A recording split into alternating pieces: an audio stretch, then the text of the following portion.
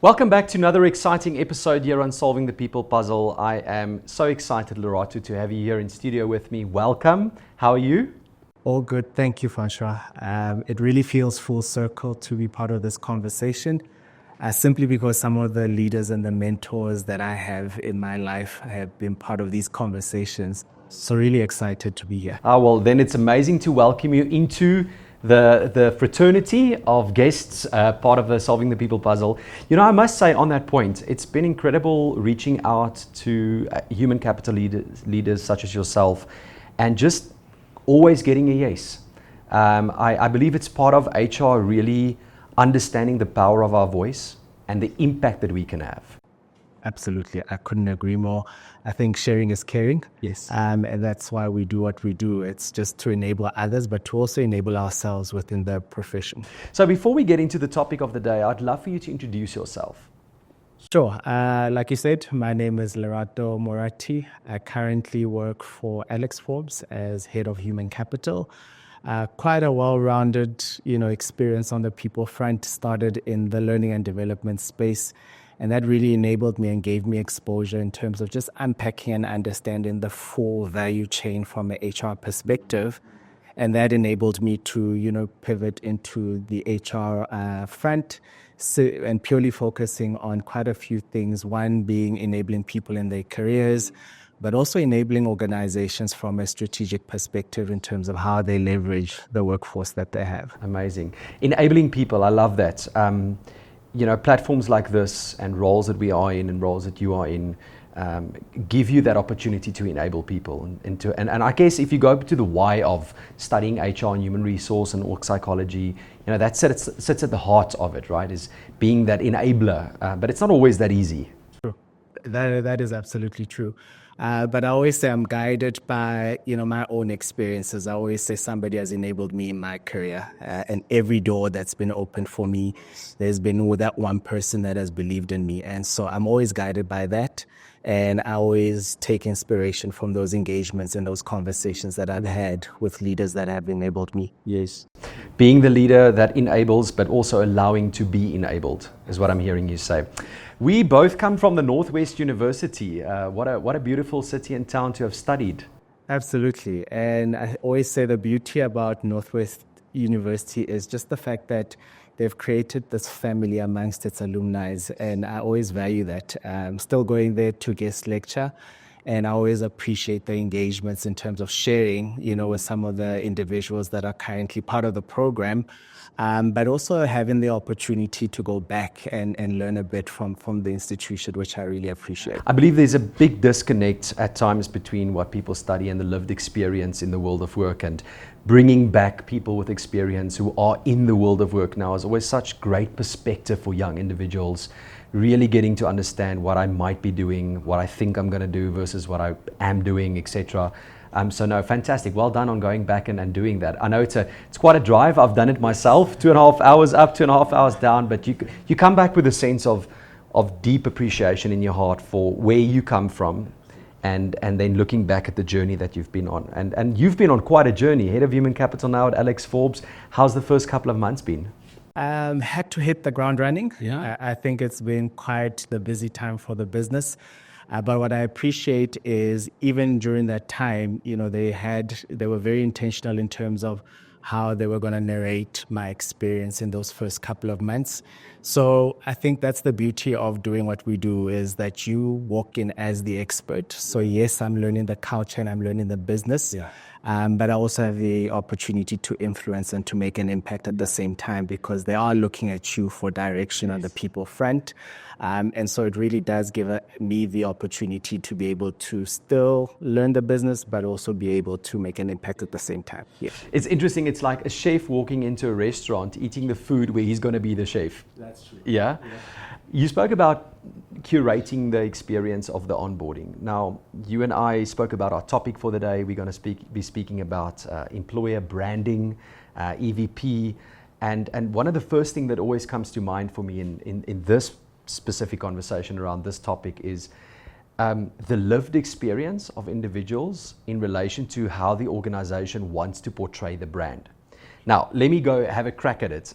From the outside, if I think Alex Forbes, I wasn't surprised today to see you in a crisp white collar shirt. Audience, for those of you not following us on YouTube, go and check it out. Lerato is looking cracking.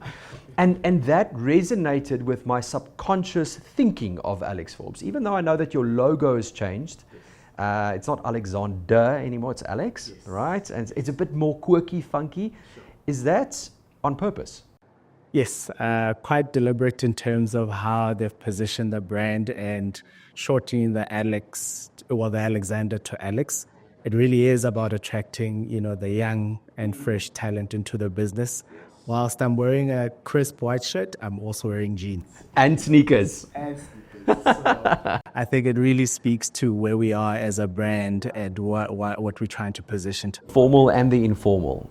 Absolutely. I love that.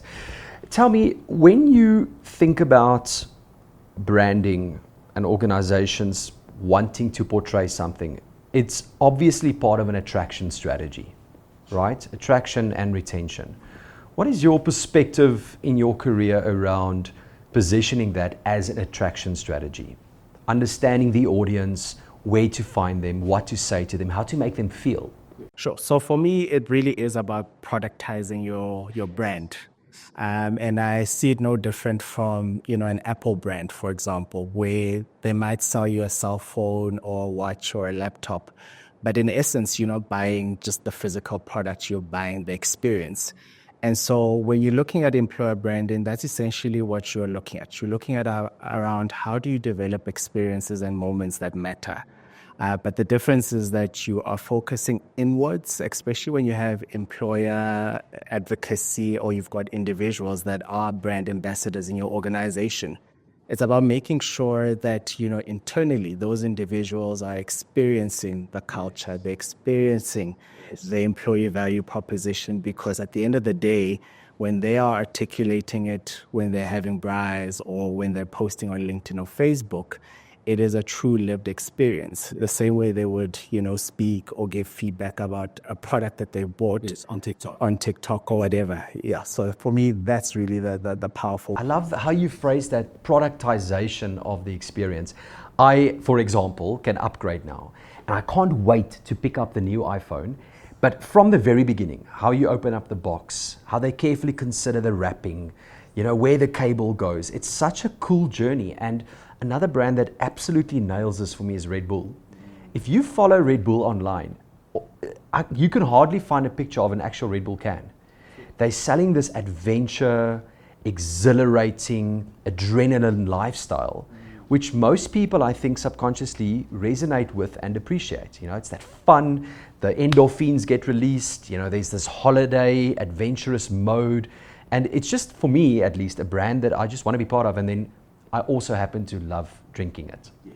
Interesting. True. You spoke about brand ambassadors. I love that because at the end of the day, the culture and the EVP as an attraction and a retention strategy requires humans in the organization not faking it, but living it. Yes.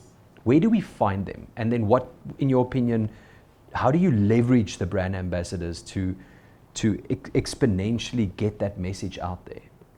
So, you have organizations that will deliberately, go out and campaign and find these individuals.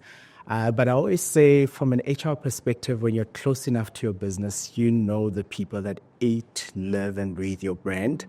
And so for me, I often try to target those individuals. And for me, it boils down to what are the reasons that people choose to stay every day? That's the question we should be asking ourselves, because in those kind of conversations, that's where you find the true ambassadors or the true individuals that will say, I eat and live and breathe your brand. But I often say that what's also important is, you cannot work for Apple and use the Samsung products. And so, where feasible, where possible, I think it's really valuable where you find individuals that choose your product. Even if they weren't working there, they would still use it. Yes. Because those are the individuals that will sell it, even in your absence, but they'll also sell the value of working for your organization as well. I often say on this podcast that we want to leave the audience with practical tips, tools, techniques, right after they've listened to this. And the one thing that I'm hearing you here say now is, who is living, breathing, and eating the brand? to know that, you need to be close to them. Meaning, as HR professionals or business leaders, we need to be there, we need to be present. And I guess something like remote makes that more difficult. Yeah. But once you're there and you find them and you're with them, it's now then taking that and formulating a story around it. How, in your opinion, can HR incorporate that into the attraction strategy to get that story out there? So for me, what it always boils down to, one, you have to enable the individuals in terms of curation of their stories. It's so easy for individuals, and I mean, I speak from my own experience where I've learned, what do my audience like and what do my audience hate? And for me, it's about empowering individuals to understand those things. And so even in the process of curation, what I've often found is that we tend to, especially ambassadors, we tend to want to link everything to our values. Like, oh, if I work for company A, then, we sit in these values and this is why, we did this event. And sometimes you find that the two are not even linked. It's just a day of where you are either playing as an organization or having a team building, and it's nowhere related to their values.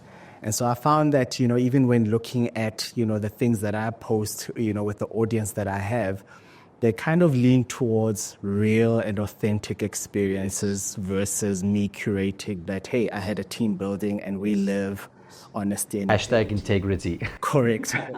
And so I found that when it's real lived experiences that people think, that would actually happen even if you weren't posting about it. Those are things that people buy into, and those are things that people find believable. And so for me, it is really a balance between, how do we help people, curate those things? But at the same time, how do we enable them in making sure that they are authentic and we're not, intentionally just inviting people to events because we want to make them post. But we say, in the back of your mind, as you are living your true experience, how do you bring that to light? Love that. So there's the guiding, but also the empowering of your lived experience. I think in 2024, we're past the days where we can pull wool over people's eyes. I think people see straight through it. Social media has empowered us and encouraged us enough to be open-minded and speak about experiences. And if you think of a candidate applying for a role at Alex Forbes or Wamly or wherever, that experience story will make and find itself at the braai, at the rugby or the sports event.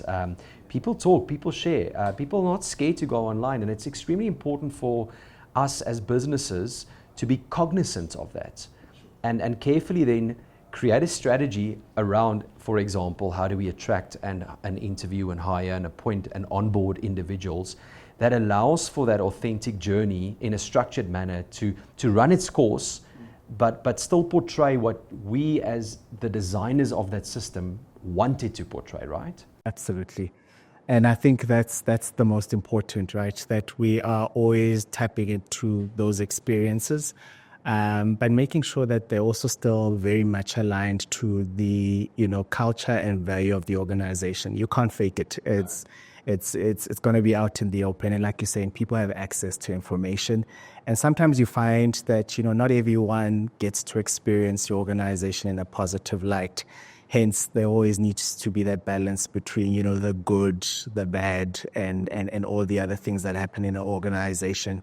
And I suppose the other challenge that we have is that, culture, I always say there's culture and then there's subcultures.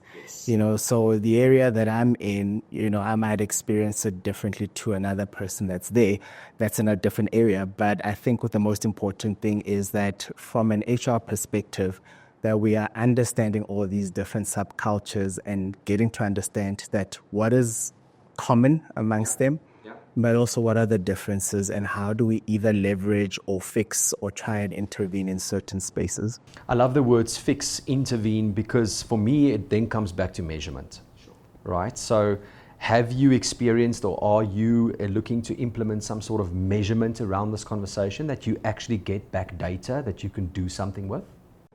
Yeah, I think there are quite a few things that you can do, especially around advocacy. If you've got the budget, there's platforms that you can leverage in terms of just making sure that if you have ambassadors, then in the back end, it would be linked to the various social media platforms. But also there's things for me that are pretty direct in terms of, leveraging. One, when people are, when you're interviewing people that are coming into your organization, ask them how they found out about your organization. Some people will be, authentic to say that these are the people that I follow, or I spoke to somebody over a braai, and that has created that opportunity. Another powerful piece is ask internal people, like, would they recommend your brand, or would they, recommend, working for your brand? And I've been in organizations where the individuals love the brand, but they would never recommend their own family members to come and work there. And that speaks volumes. And so, you find that you get those differing things, but you get those differing measures that, from an internal person, but also the person applying into your organization can both be quite powerful feedback channels. It's interesting that you say that, because our minds go to, I need a big budget and I need fancy systems. But a simple question like, how did you experience the interview? Where did you hear from us? Did you feel welcome? Would you speak about us if we did not appoint you still? Would you recommend working here to a friend or family member? And then the most important thing is, what do we do with the feedback? Right? That needs to go back into the system. And then I always say feedback is a gift, but you must also throw it in a sieve, shake it a bit and see what's left, and then address that, because it's impossible for any organization to cater for every single individual's opinion or hoped experience that they would get. It's often associated with success, promotion, getting hired, being seen, but there will be feedback that we need to take to heart and then address those elements and areas. Which I think is really important. But what I find is, once you start the conversation, I think that is the most important thing. Because then you get the themes that you're looking for. What are those common themes that are coming up in the conversations? And to the example that I used around some people saying, I would never recommend, my family members working in that organization. But once you start, having real conversations, let's say after you've done that survey, to that example, people were saying in this organization that I worked for before, they were saying that actually I love working here.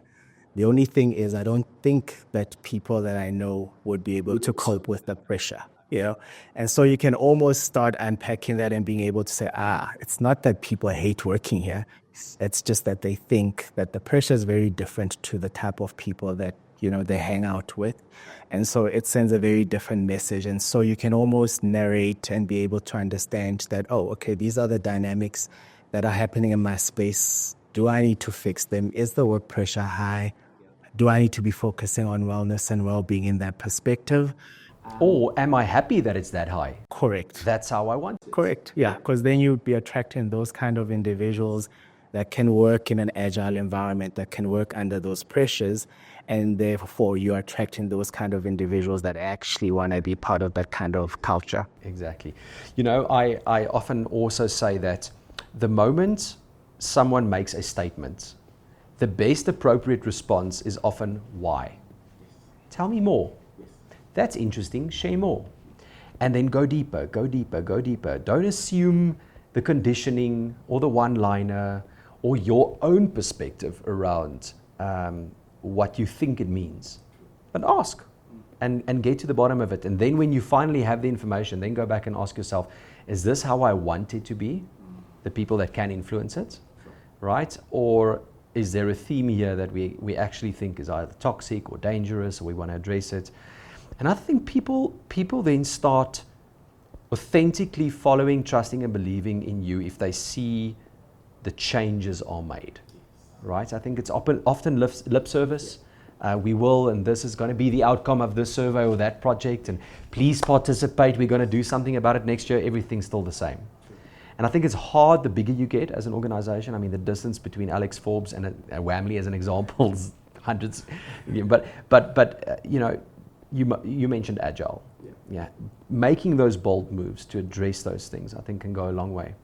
That's true. And I think people always appreciate feedback. And I think that's probably the one mistake that we often do in the HR space, that we have these conversations with individuals. We get to find out what their feedback is, and then we wait for the next survey to come out before we actually start giving people feedback. And like you said, Francois, I think the most important thing is we can't boil the ocean. There'll probably be 20, 30 issues in one space. But the most important thing is going back to people and say, we understand that these are all the things that you've brought to our attention. And these are the 3 things that we are prioritizing, and also keeping people abreast, with how we're tracking it, how far is it going, and so forth. I think those are the important elements. I think people appreciate that journey that you take them on. I was about to say the word journey. Take them on a journey. Be open, transparent, collaborate, communicate. Where are we at? Where are we tracking? What's coming next? We can't boil the ocean. So what part are we going to do first? And just share. People just want to be communicated to. I want us to land the plane, and I often ask my guests to leave the audience with, okay, I'm a listener. I'm intrigued by this idea of understanding brand EVP. I want to go and do something tomorrow. Where do they start? I think for me, it's starting with the individuals that work in the business. Why do they choose your brand every day? And then taking it from there in terms of what are those pieces that we need to refine, that we need to amplify, and make sure that, they live across the organization. So for me, it really is about starting internally first, because the result of that is people will share anyway. Again, if we look at some of our favorite brands, and or some of our favorite restaurants that we want our own friends to experience, it starts with us experiencing them first and then sharing. So for me, it's not about the EVP. It's not about you posting on LinkedIn about how amazing your organization is, but start talking to the individuals that are in your business, because that will tell you if the lived experience is a true reflection of your EVP. If I put you on the spot and I say a year from now, you're settled in, you've had many months in the privileged position where you're in terms of influence, what can we look forward to, or let me rather phrase it in a way that you can control it? What would you hope the perspective of the brand that you're part of now can be to an outsider looking in? I think one, again, focusing on the people that are currently in the business. For me, it's really important that I build the relationships. I often say that if I don't know what the security does at the gate when I enter the building, then I have failed at my job. Sure. So for me, it starts with, tapping into those experiences from the different people that are in my business. And being able to enable their careers in terms of how they want to grow and whatever their aspirations are. And then that being translated into people wanting to work or choosing Alex Forbes. I think for me, that is the most powerful thing. Lerato, thank you so much for your wisdom. Thank you for sharing. Thank you for coming through. It's been awesome chatting to you. I personally look forward to seeing you accelerate and grow and prosper in the role. Good luck with everything, and I'm sure we'll see each other again on the podcast for a follow-up episode. Absolutely. I enjoyed this conversation, so looking forward to many more topics. Fantastic. Have a lovely day. Cheers.